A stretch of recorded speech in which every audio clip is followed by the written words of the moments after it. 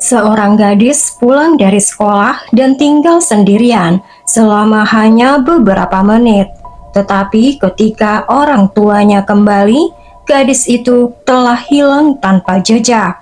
Kasus ini menjadi salah satu kasus paling terkenal dan kontroversial dalam sejarah Kanada dan dampaknya masih terasa hingga hari ini. Hai guys, welcome to Mel Crime Story. Terima kasih kalian sudah klik channel ini dan jangan lupa untuk subscribe supaya kalian tahu setiap saya upload video baru. Christine Jessup lahir tanggal 29 November 1974 di kota kecil Queensville, Kanada. Adalah kota yang tenang dan damai terletak tidak jauh dari danau yang indah. Dengan populasi sekitar 600 orang, kota Queensville dianggap sangat aman, banyak penduduk yang saling mengenal dengan baik. Christine tinggal di sana bersama orang tuanya dan saudara laki-lakinya yang 5 tahun lebih tua dari Christine. Christine suka menghabiskan waktu dengan teman-temannya, mengendarai sepeda, dan bermain baseball. Christine sangat menyukai binatang. Pada tanggal 3 Oktober 1984, ketika Christine berusia 9 tahun, dia bangun pagi seperti biasa dan mulai bersiap-siap ke sekolah. Abangnya sakit gigi sehingga ibu mereka berencana membawanya ke dokter gigi di Toronto. Ini berarti sepulang sekolah, Christine akan berada di rumah sendirian sampai mereka kembali. Meskipun umurnya masih 9 tahun, orang tua Christine tidak khawatir karena Christine sangat mandiri dan dapat mengurus dirinya sendiri. Sebelum meninggalkan sekolah hari itu, Christine setuju untuk bertemu sahabatnya setelah mereka berdua sampai di rumah. Kemudian Christine naik bus sekolah dan menurunkannya hanya beberapa meter dari rumahnya. Beberapa menit kemudian, teman Christine tiba di taman di mana mereka berencana bertemu dan mulai menunggu Christine. Tetapi seiring berjalannya waktu, tidak ada tanda-tanda kedatangan Christine. Temannya menunggu lebih lama, kemudian memutuskan untuk pulang ke rumahnya. Dia mencoba menelpon Christine, tetapi tidak ada yang menjawab. Sementara itu, ibu dan abang Christine pulang ke rumah.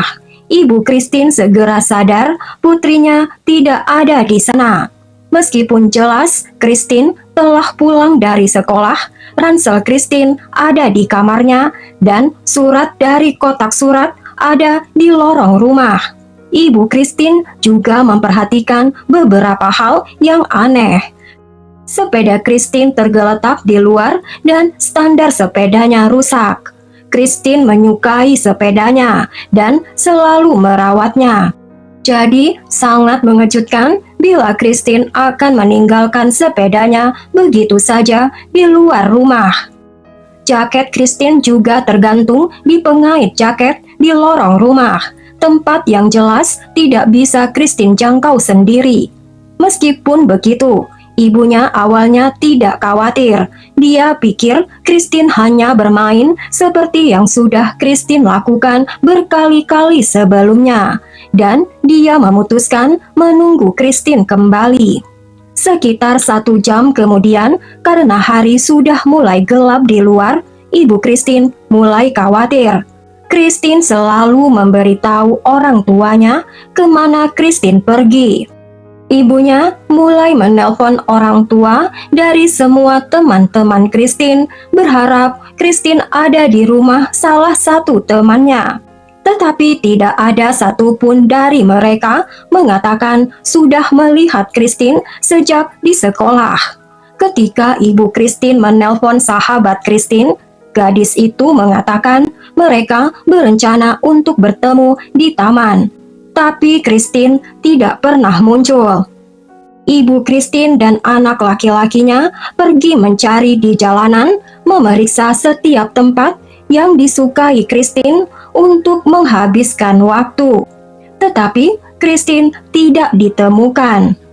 sekitar jam 7 malam, tanpa ada kabar dari Christine, ibunya memutuskan menelpon polisi. Bagi Departemen Kepolisian setempat, kasus seperti ini biasa terjadi. Biasanya anak-anak lupa waktu saat bermain atau anak melarikan diri setelah berkelahi dengan orang tua mereka. Bagi kasus seperti ini, anak-anak akan cepat ditemukan tanpa perlu penyelidikan polisi. Kali ini polisi mengatur penggeledahan dan meminta masyarakat lokal untuk membantu. Puluhan orang dengan cepat merespon dan mencari Christine.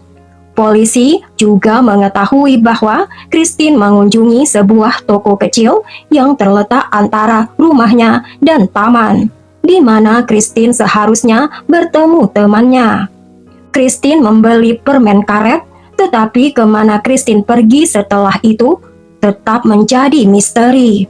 Saat itu tidak ada kamera CCTV sehingga petugas tidak dapat mengetahui secara pasti garis waktu.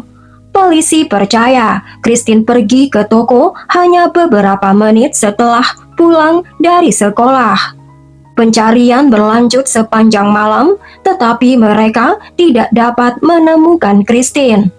Keesokan harinya bahkan lebih banyak orang bergabung dalam upaya pencarian. Polisi mulai menerima berbagai petunjuk, namun tidak satupun petunjuk itu berguna. Sebagian laporan adalah orang-orang yang melihat seorang gadis di jalan atau di dalam mobil yang lewat, tetapi tidak seorang pun yang yakin itu adalah Christine. Di hari-hari berikutnya, polisi mulai curiga mereka berurusan dengan penculikan. Kecil kemungkinan Christine luput dari perhatian, sementara semua orang di kotanya tahu tentang hilangnya Christine. Polisi menggeledah rumah Christine karena kurangnya pengalaman, petugas melakukannya dengan sangat tidak profesional. Mereka memeriksa beberapa barang milik Christine tanpa membersihkan sidik jarinya. Ditambah lagi, polisi mengizinkan tetangga dan teman keluarga mengunjungi rumah tersebut sebelum melakukan pemeriksaan yang berpotensi menghilangkan bukti apapun. Perlu dicatat, pada waktu hilangnya Christine, ayah Christine dipenjara hanya beberapa minggu sebelum penculikan Christine. Dia menerima hukuman ringan karena penipuan kecil. Dan pada hari Christine menghilang, ibu dan abang Christine mengunjungi ayah Christine di penjara setelah janji dengan dokter gigi. Ketika Christine kemungkinan besar diculik, ayahnya dibebaskan dari penjara untuk berkumpul dengan keluarganya dan dia segera bergabung dalam pencarian putrinya. Pencarian ini berlanjut selama beberapa minggu, tetapi mereka tidak bisa menemukan Christine dan tidak bisa menemukan petunjuk apapun. Daerah pencarian diperluas mencakup ladang dan hutan mengelilingi kota, tetapi tidak ada hasil. Hal ini berlangsung selama 3 bulan.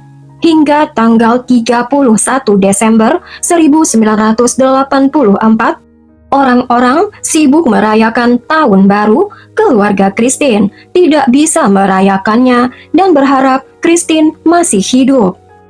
Pada hari itu, seorang laki-laki dari kota Sunderland, 56 km dari kota Queensville, dia pergi mencari anjingnya yang melarikan diri. Dia berjalan melalui daerah berhutan di belakang rumahnya. Dia melihat apa yang tampak seperti tumpukan sampah kecil dan dia pergi mendekatinya. Dalam kengerian, laki-laki itu menemukan jasad manusia. Laki-laki itu segera kembali ke rumah untuk memanggil polisi. Ketika polisi tiba di lokasi kejadian, mereka segera mengidentifikasi jasad itu. Meskipun tubuh itu dalam keadaan membusuk, tergeletak di sebelah jasad ada alat perekam dengan selembar kertas berlabel Christine Gisap. Alat perekam itu telah diberikan pada Christine di sekolah pada hari Christine menghilang. Bagian dari pakaian korban, termasuk celana panjangnya dan celana dalamnya, ditemukan di sebelah jasad itu. Sementara pakaian lain masih dipakai korban. Jasad itu dikirim ke pemeriksa medis dan polisi Queensville mengklasifikasikan kasus ini sebagai pembunuhan. Christine memiliki beberapa luka sajam yang dipastikan sebagai penyebab kematiannya, bersama beberapa luka lecet. Para ahli menyimpulkan bahwa Christine telah diserang dan menemukan bahan biologis di celana dalamnya. Namun karena analisis DNA tidak tersedia saat itu, bukti ini tidak dapat digunakan untuk mengidentifikasi pelaku. Penyelidik percaya Christine dihabisi di tempat lain dan kemudian diangkut ke lokasi di mana jasad Christine ditemukan. Penyelidik menganggap aneh bahwa pembunuh berkendara sejauh 8 km untuk meninggalkan jasad itu di dekat kota lain. Apalagi dengan banyak ladang dan hutan di sekitar Queensville. Detektif berteori bahwa pembunuh mungkin ada hubungan dengan kota Sunderland dan memilih kota itu karena pelaku mengenal kota itu. Penyelidik yakin bahwa pelaku tinggal di Queensville dan mengenal Christine, karena semua tanda menunjukkan bahwa Christine mungkin rela pergi bersama pelaku atau rela masuk ke mobil pelaku. Penyelidik berulang kali bertanya pada orang tua Christine apakah mereka mencurigai seseorang. Tetapi ibu Christine mengatakan dia tidak dapat memikirkan seorang pun yang mencurigakan. Polisi menanyai hampir seluruh penduduk kota itu menyelidiki orang-orang yang memiliki sejarah kriminal. Ini terus berlanjut hingga tanggal 14 Februari 1985 ketika detektif berbicara dengan ibu Christine lagi. Mereka bertanya apa ibu Christine bisa memikirkan seseorang yang mencurigakan. Dan kali ini ibu Christine ingat sesuatu yang tampak aneh. Keluarga Moran tinggal bersebelahan dan sangat dihormati di kota itu. Kepala keluarga Moran memiliki bisnis kecil-kecilan dan dikenal mampu memperbaiki semua hal. Penduduk Queensville sering meminta bantuannya. Dia dianggap baik, dia memiliki 6 anak yang sudah dewasa yang membantu menjalankan bisnis tersebut. Salah satunya, Guy Paul Moran yang berusia 25 tahun, yang kita panggil saja dia sebagai Moran. Dia tinggal dengan orang tuanya dan ibu Christine mengingat beberapa hal aneh tentang Moran yang tidak ikut serta dalam pencarian Christine.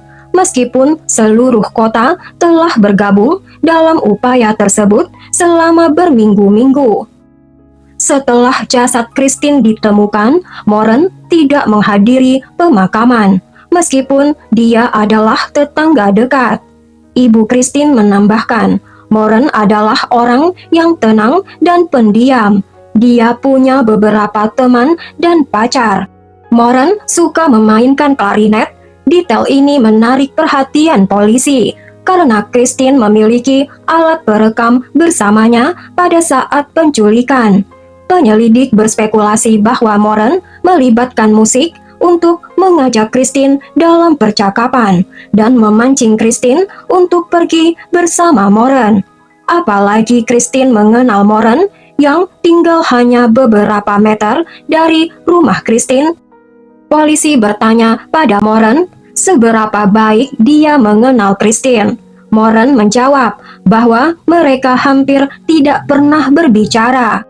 Satu kali ketika anjing Christine melarikan diri, dan Moren membantu menangkapnya. Ketika ditanya di mana Moren berada pada hari Christine menghilang, Moren mengatakan dia sedang bekerja sejauh 48 km sampai sekitar jam 3:30 sore.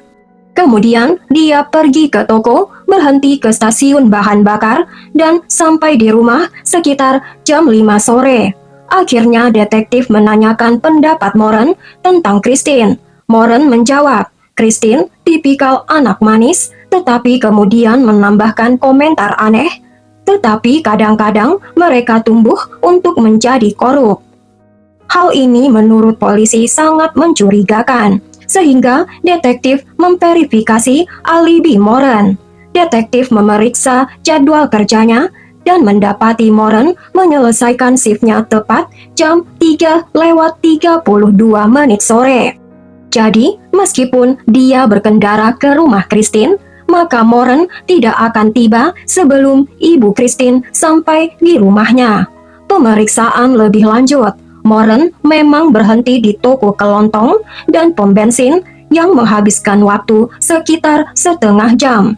Keluarga Moren juga memastikan Moren tiba di rumah sekitar jam 5 sore dan pergi tidur tidak lama setelah itu karena Moren lelah bekerja. Berdasarkan ini, Moren tidak punya cukup waktu untuk menculik Christine. Namun penyelidik menganggap bahwa keluarga Moren salah mengira kapan dia pulang ke rumah atau bahkan menutupi untuk melindungi Moren. Detektif menggeledah mobil Moren dan menemukan beberapa serat kain di bagasi mobilnya dan mengirimkannya ke laboratorium.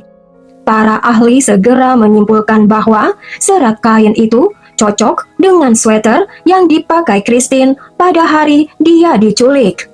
Beberapa helai rambut yang ditemukan di tubuh Christine juga diyakini milik Guy Paul Moren. Namun pada masa itu, ahli hanya dapat membandingkan sampel rambut secara visual dan melihat persamaan atau perbedaan yang jelas seperti warna rambut. Akhirnya polisi berkonsultasi dengan profiler FBI yang membuat profil kasar pembunuh berdasarkan semua informasi yang tersedia. Profiler menyarankan bahwa tersangka adalah laki-laki dari Queensville berusia antara 19 tahun hingga 26 tahun dengan catatan kriminal atas kejahatan seperti pembakaran. Profiler memberikan karakteristik lain, tetapi detektif hanya fokus pada karakteristik yang cocok dengan Moren. Dia tidak memiliki catatan kriminal atau reputasi buruk, sehingga Moren memenuhi kurang dari setengah kriteria profil. Tetapi polisi sudah yakin Moren adalah pembunuhnya. Dan pada tanggal 22 April 1985, polisi menangkapnya. Guy Paul Moren menyangkal seluruh keterlibatannya dalam kejahatan itu. Namun, masalah utama detektif adalah pernyataan Ibu Christine tentang waktu tepatnya Ibu Christine tiba di rumah, yaitu pukul 4:10 sore. Ibu Christine yakin akan hal itu karena dia memeriksa jam segera setelah dia memasuki dapur. Menurut perhitungan penyelidik, Moren tidak mungkin mencapai rumah Christine dari tempat kerjanya sebelum jam 4:10 sore dan membutuhkan setidaknya tambahan 15 atau 20 menit lagi. Penyelidik menanyakan lagi apa Ibu Christine yakin dengan waktu dia pulang ke rumah. Karena detektif bersikeras bahwa Moren adalah pembunuhnya dan hanya kesaksian Ibu Christine tentang waktu tersebut yang menghalangi detektif untuk meminta pertanggungjawaban Moren. Akhirnya Ibu Christine berasumsi bahwa dia mungkin tiba di rumah sedikit lebih lambat dan itu sudah cukup bagi polisi. Selama pengadilan, jaksa berusaha menggambarkan Moren sebagai penyendiri yang aneh, yang perilakunya menimbulkan kekhawatiran di antara penduduk kota lainnya. Jaksa juga bersikeras bahwa Moren mempunyai cukup waktu untuk menculik Christine. Ketika ibu Christine pulang ke rumah lebih lambat dari yang dia nyatakan sebelumnya. Mengenai anggota keluarga Guy Paul Moren lainnya yang mengkonfirmasi alibi Guy Paul Moren, psikolog yang dibawa oleh penuntut menyatakan semua keluarga Moren menunjukkan tanda-tanda menutupi momen penting untuk Moren. Di persidangan, kesaksian dari polisi yang menyamar Robert Dean May yang ditempatkan ke dalam sel Moren saat Moren menunggu persidangan. Menurut Robert, Moren menyebut rincian spesifik tentang kejahatan tersebut seperti penyebab kematian. Namun informasi ini telah diberitakan di surat kabar, sehingga Moren tidak mengungkap hal yang baru. Moren mengatakan pada rekan selnya itu bahwa film favoritnya adalah The Shining dan menanggapi beberapa pertanyaan dengan kutipan dari film itu. Kesaksian polisi yang menyamar Robert memberikan dampak yang signifikan dalam persidangan, namun bukti yang diajukan penuntut dianggap merugikan dan juri menganggapnya tidak cukup untuk mengambil keputusan. Moren dinyatakan tidak bersalah dan dibebaskan dari ruang sidang. Penuntut segera mengajukan banding dan bersikeras bahwa mereka masih percaya bahwa Moren bersalah. Keluarga Christine sekali lagi kecewa. Sementara jaksa mengajukan banding, jaksa berpendapat bahwa hakim pada sidang pertama belum menjelaskan secara jelas konsep keraguan yang wajar pada juri, dan itu sudah cukup bagi pengadilan yang lebih tinggi menjadwalkan sidang baru dimulai tahun 1991. Beberapa tahun setelah pembunuhan, masyarakat mengetahui beberapa fakta menarik.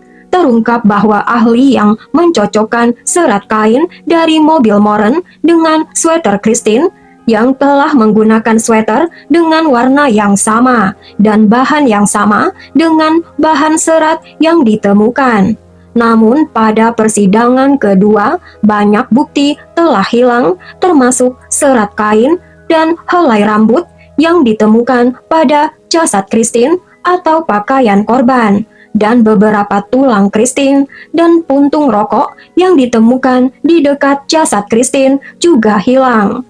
Puntung rokok itu tidak pernah ditambahkan ke dalam berkas kasus, mungkin karena Moren tidak merokok. Meskipun semua masalah yang mengkhawatirkan ini, sidang baru sedang berjalan. Kali ini teori utama penuntut umum adalah Moren melihat alat rekaman di tangan Christine ketika Christine kembali ke rumahnya. Moren mengeluarkan klarinetnya dan bermain klarinet. Mendengarkan musik, Christine mendekati mobil Moren dan Moren memaksa Christine masuk. Moren mengantarkan Christine ke lokasi yang tidak diketahui dan menghabisi Christine. Meskipun teori ini diakui lemah, pada bulan Juli 1991, juri mencapai suara bulat. Juri memutuskan Moren bersalah atas pembunuhan Christine dan Moren dijatuhi hukuman penjara seumur hidup. Tetapi kali ini pendapat publik berubah secara dramatis. Awalnya, media menggambarkan Moren sebagai penyendiri yang aneh dan berbahaya. Tetapi setelah mengetahui kesalahan penyelidik, pendapat media berubah total. Media mulai berpendapat Moren mungkin tidak bersalah dan Moren menjadi korban dari ketidakmampuan penyelidikan polisi. Sekelompok penduduk yang prihatin bersama-sama menentang keputusan pengadilan. Karena tekanan ini, pengacara Moren banding untuk persidangan baru, dan Moren dibebaskan dari penjara dengan jaminan. Tindakan ini cukup jarang terjadi, namun kemarahan masyarakat yang meluas memainkan peran penting. Namun ada tantangan, jaminan ditetapkan sekitar $500.000, memaksa orang tua Moren menggadaikan rumah mereka. Pengacara meminta analisis DNA pada celana dalam korban yang masih berisi sampel biologis. Upaya sebelumnya untuk menganalisa tidak berhasil karena keterbatasan teknologi pada saat itu. Namun pada pertengahan tahun 90-an, kemajuan ilmu forensik memungkinkan para ahli mengekstraksi profil DNA dari cairan biologis pada celana dalam itu. Hasilnya menunjukkan bahwa DNA tersebut tidak cocok dengan Guy Paul Moran. Petunjuk ini memicu kemarahan publik di seluruh Kanada. Moran total sudah menghabiskan 1,5 tahun penjara dan menjalani beberapa tahun persidangan, sehingga hidup Moran pada dasarnya hancur. Semua ini karena tindakan polisi yang berfokus untuk menjebak Moran daripada mencari kebenaran. Pada bulan Januari 1995, 10 tahun setelah jasad Christine ditemukan, semua tuduhan terhadap Moran dibatalkan dan Moran dinyatakan sebagai orang bebas. Moran kemudian menggugat pihak berwenang dan dia dianugerahi uang 1,2 juta dolar. Beberapa penyelidik telah memalsukan bukti terhadap Moran menghadapi konsekuensi hukuman atau kehilangan pekerjaan. Kasus ini telah menyebabkan beberapa reformasi paling signifikan dalam sistem hukum Kanada yang bertujuan mencegah kegagalan peradilan seperti itu di masa depan. Setelah Moran bebas, pihak berwenang memutuskan membuka kembali penyelidikan pembunuhan Christine dan membentuk tim detektif baru. Dengan sampel DNA pembunuh, mereka berfokus mengumpulkan sampel dari siapa saja yang berpotensi melakukan kejahatan. Mereka mengumpulkan sampel DNA dari beberapa ratus laki-laki, tapi tidak ada yang cocok. Sejak itu, kasus hanya mengalami sedikit kemajuan yang kemudian diserahkan ke unit kasus dingin yang memeriksa kasus ini dari waktu ke waktu. Pada tahun 2019, 35 tahun setelah pembunuhan tersebut, detektif baru ditugaskan pada kasus ini. Dia memutuskan mencoba metode baru, silsilah genetik, karena tidak ada laboratorium di Kanada yang khusus dalam pekerjaan silsilah genetik. Detektif harus menghubungi perusahaan Outram Forensic Lab yang didanai dari bosnya. Para ahli mulai mencari kerabat pembunuh menggunakan database DNA yang tersedia. Para ahli mengidentifikasi beberapa individu yang merupakan kerabat jauh pemilik sampel DNA pembunuh Christine. Tetapi penyelidik silsilah keluarga bisa menghabiskan waktu bertahun-tahun. Para ahli memutuskan untuk melakukan referensi silang informasi tentang semua kerabat jauh yang memungkinkan para ahli mempersempit pencarian. Pada akhirnya ahli menyimpulkan polisi perlu memeriksa silsilah keluarga sekitar 400 orang untuk menemukan pemilik sampel DNA. Dengan semua data ini, detektif tersebut menghubungi seorang rekannya di Kanada yang memiliki pengalaman dalam analisis DNA. Rekan itu bersedia membantu penyelidikan dan mulai merekonstruksi silsilah keluarga orang-orang tersebut. Dia memutuskan untuk tidak membagikan detail apapun kepada detektif untuk mencegah kemungkinan menyesatkan dia dan mempertimbangkan potensi keterlibatan siapapun sebagai tersangka. Penyelidikan menghabiskan waktu 8 bulan secara metodis mempelajari silsilah keluarga, hingga mereka fokus pada salah satu orang yang lebih tua dari silsilah keluarga itu. Itu adalah pria yang lahir pada tahun 1804. Dan ahli memeriksa secara cermat ratusan keturunannya. Pada bulan Oktober 2020, ahli mengidentifikasi satu orang spesifik dari keluarga itu yang mengarah pada satu nama yang cocok dengan semua kriteria pembunuh, yaitu Calvin Hoover. Ketika mereka membagikan informasi ini pada detektif, Dia tidak mengenal nama itu. Nama itu tidak pernah muncul dalam berkas kasus apapun. Detektif mulai menyelidiki orang ini dan menemukan temuan mengejutkan. Ternyata Calvin Hoover adalah salah satu teman terdekat orang tua Christine. Di saat pembunuhan, Calvin berusia 28 tahun dan dia tinggal di Queensville bersama istri dan anaknya. Orang tua Christine telah berteman dengan keluarga ini untuk waktu yang lama. Bahkan Calvin terdaftar sebagai kontak darurat mereka. Apalagi hanya beberapa hari sebelum tragedi tersebut, Ibu Christine telah mengunjungi keluarga Calvin.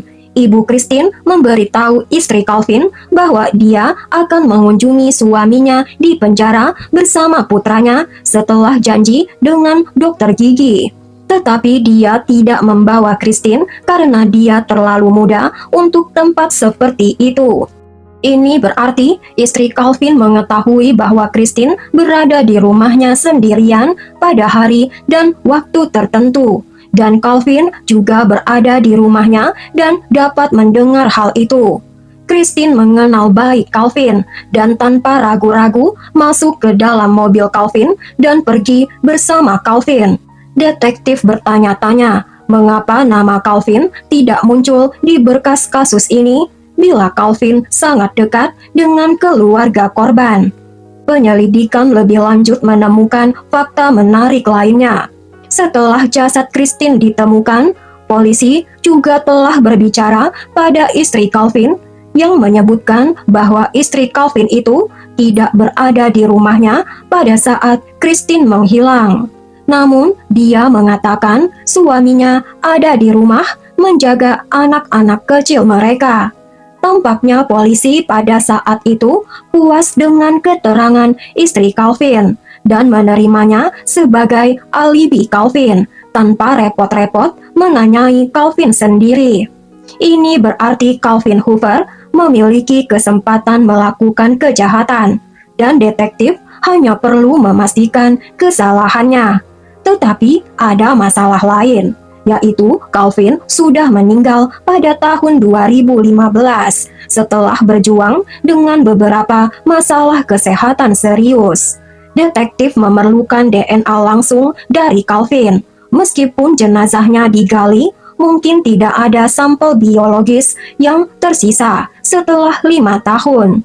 Ketika detektif menghubungi ahli yang memeriksa tubuh Calvin, para ahli mengatakan bahwa mereka masih memiliki 2 botol darah Calvin. Sampel ini dikirim ke laboratorium dan menentukan DNA darah itu setelah membandingkannya dengan DNA pembunuh. Itu benar-benar cocok. Calvin Hoover adalah memang benar orang yang bertanggung jawab atas kematian Christine.